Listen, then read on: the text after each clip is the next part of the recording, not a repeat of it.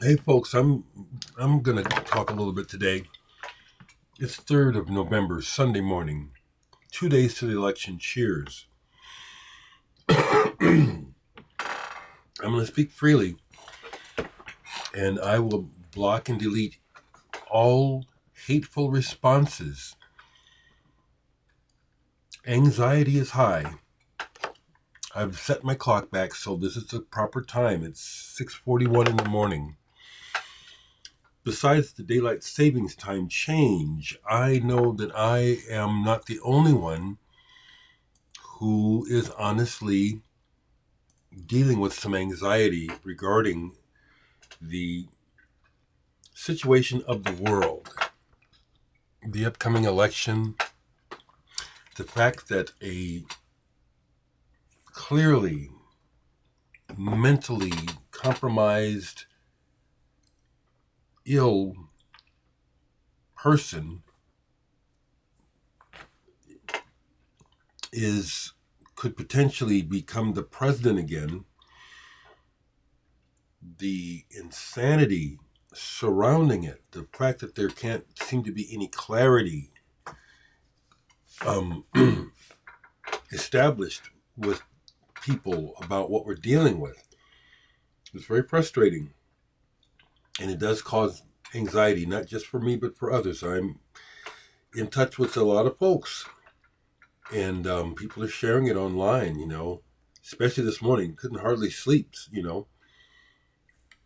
It's the election. Um, I was watching a documentary, I won't mention it, but it just brought up some points about things that I don't hadn't been thinking about, but are things that get assigned to conspiracy in order to get people to not think about them, but are things that are factual. The fact that the money lines and the bloodlines associated with big historic wealth is just that that line of power and wealth hasn't changed really, and that that may indeed be one of the aspects of why we're dealing with this insane person who is rich but not well meaning and not even a decent human being, that there's this great potential that this person can be put back in power because of the what I just said. And he's not part of any bloodline, but he is useful. I posted it on. I'm going to go ahead and post this, and I'm just sharing my opinion. So there's really no reason to come over here and be nasty if you disagree with me. That if that just shows me what I'm saying is true, that the people on the Trump team are are wrong. Cheers, people. I always vote in person, so I will go down and vote in person on Tuesday. Yes, it's been a while since I've had to stand in a long line, but it always feels like I'm doing something, so I like to vote in person. Definitely voting for Harrison Waltz. I'll say it again, that the claws and the clutches of power behind the scenes are very deep. Kamala Harris and Tim Waltz do not have any power to stop war. The people who benefit from the destruction of the planet, the selling of war machines, you know, they're not going to be stopped, okay? But I don't think, I know that it's foolish to want to blame Kamala personally. She did it, she could have stopped it. No, that's not thinking clearly.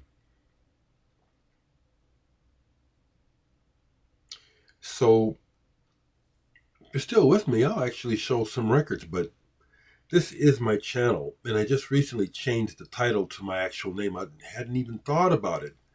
It just occurred to me as I was doing something yesterday. Oh, I can change the name to my real name. So, did I listen to some Bad Brains yesterday? Sure did. Oh, yes, this is just the ticket. This is just the ticket. What else did I play, though? I pulled a couple of records that I haven't played in years. Forgot how good they are. From Belgium, the Honeymoon Killers, Le Tour de la Lune de Miel. This group includes Mark Hollander, who started the label Crepuscule or Cram Disc, one of the labels he started. But he's also from the band Aksak Mabul, who I really like. This is really cool. It's not progressive. It's very lively and musically killer. All the lyrics are translated into English, so I can see that it's very witty, humorous observations on life. The music is just wonderful, just really full of surprises and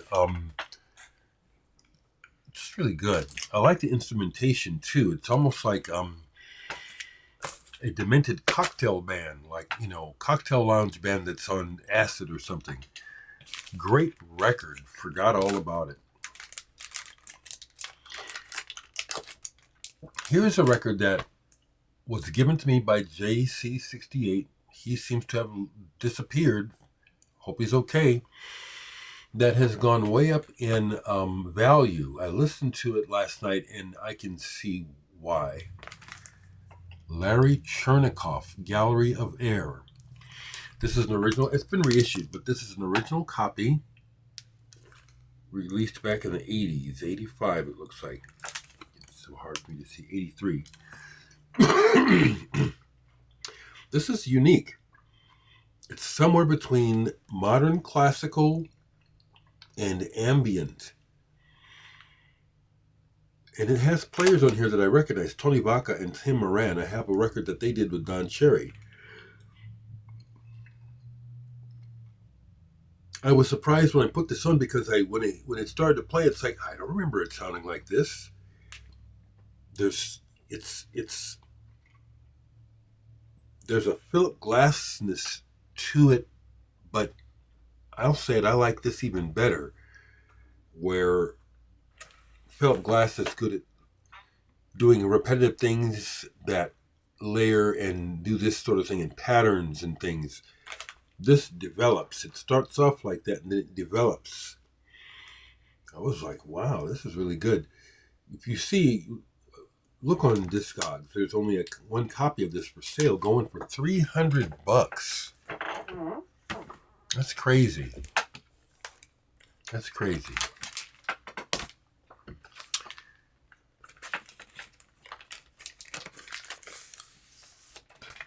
Leave your thoughts, but be kind. I just have to say that there are no sane reasons that America should want an authoritarian, much less one who is so vulgar. I mean, what's the latest thing on camera? Him pretending to fillet a microphone? That's not funny. I mean, if it's funny, that's some low down trash humor.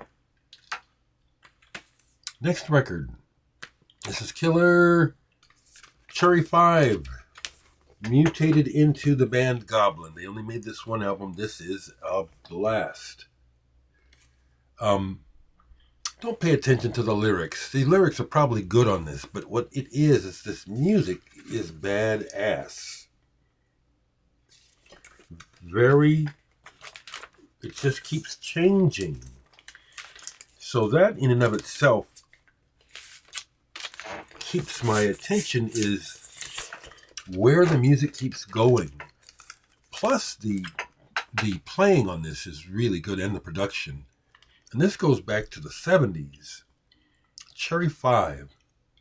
Claudio Simonetti, the guy behind Goblin. This is real good. This is not an original. Doesn't matter, but I do mention that. Because when we have originals of records, certain records, we love it. Don't we? Don't we, collectors? We sure do. Cheers. Excuse me. Played this all the way through. I don't speak French. So, and I didn't bother to look at the lyric sheet on this. This is very verbal, but the music, again, like I was saying about the Cherry 5, this is very unique and lively, stimulating music that is full of ideas. It's like watching a movie with the ears. And since the dialogue is in French and I don't speak it, I can imagine what it's about, even though that's hardly the case. It's just the way it all hangs together. Guigou Chenevier and Sophie Josserand, À l'abri des microclimates. Guigou Chenevier is from the band Étrange Foulée Le Blanc. Just have a couple of their records. They're very unique. Like this music, it's just very creative. And the women involved here, their voices are, it's mainly voices. Very important. Killer. This is killer if you've never heard this, or Étrange Foulée Le Blanc. This is progressive, but not progressive rock in a ham-fisted way. It's like this is truly music that is evolving, and it's hard to identify its roots. Very, very creative. Got into this whole album. I'm so glad that Tim sends me his work. Tim Jones from the band Sheer Accident. I think they're out of Chicago, possibly. Midwestern progressive rock band, more than progressive rock. Definitely deserving of greater notoriety. Sheer Accident, Fades. This band this is 2018, right? So it's not that old. This band is really, really good. This is also on that vinyl where you can get colored vinyl, but it's probably like, well, what's left over? Just whatever you got left over. Just give me some multicolored stuff. This is really good. It's like there's a heaviness to it. There's a definite rockism to it. There's a King Crimson-ness to it, but there's also an understated popness to it as well, which is why I say, I dare say a lot of people just haven't taken the time to really listen to Sheer Accident. I discovered the band years ago. Severed Tree Roots Die. That was my introduction to them. And here's all that noise for y'all. This is really good. Fades. Sheer Accident. Yeah, so I'm spending most time at home here because I really shouldn't drive the car. The next drive I drive is drive it to the shop. Something in the back of the car is broken. I can't tell what it is, but when I drive it shifts, it's scary. A couple of winters ago, when it was really slick and I couldn't get up my street, my car, I ended up accidentally backing into another car, and there may be damage from that I never saw, and it's finally, I don't know. Anyway, I'm just saying I've been at home, and I'm at home for the time being till I put the car in the shop tomorrow. So, I played some records today besides watching some TV, some documentaries. A documentary on the photographer Jim Marshall, who has done some iconic photography. And then I played most of this. Do, Re, Mi, Fa, Sol, La, Ti, Do. Hawkwind. Oh, shit. This is a reissue on Back on Black. This is apparently already collectible gray vinyl. Brainstorm, the first song on here, is a jam. It's so cool how Hawkwind are like a people's band. They started up with Dave Brock busking and playing a lot of free concerts. So the musicianship in the band has always been hodgepodge. Some good players, some not necessarily good players, but the band has a soul to it. Now, some of you may not understand what I mean, but I'll use Brainstorm as a perfect example. It's got that dun dun dun dun dun dun dun incessant beat, but it swings. I know what I'm talking about. I know how to swing in jazz. The pulse on Brainstorm is not just static. It swings. It makes you want to move. It's freaking killer. It is. And then when they get to the part where they're doing that chant, whatever they're saying, that's killer. This is, someone in the comments picked up on my passion about when I speak about stuff that I like. I really can't help it, It's partially why I don't watch very many videos, because a lot of people's presentation is really, well, it's who they are, and it's just kind of boring or dry. It's just my feedback. So this is just a killer album, Hawkwind. Yeah, I saw them. One of the best shows I've ever seen with Rush, opening of all things. And DJ Andy Dunkley in between the bands. He was memorable because he played Gomorrah by Can off of limited edition before it was released. I knew immediately it was Can. I was blown away. I'm in a concert back in the 70s in Omaha, Nebraska, and I'm hearing Can. It was fantastic. Along the same lines, I saw Kraftwerk back at that time. 74, I think, is when I saw them the very first time coming to America. Love this band. And just had a need to hear some Kraftwerk yesterday. This is a remix album. It gathers up a bunch of remixes. Not all these remixes are good, but there are some great ones on here. I wouldn't necessarily know how to... I just put it on. And I think it's the Francois Kevorkian remixes that I really like. But I love Kraftwerk, so this was one that got played yesterday. 3-record set. And a couple other things. Anthony Ferraro, if you happen to see this, years ago you sent this to me. Steve Hackett Defector, the deluxe version. I pulled this out because it has a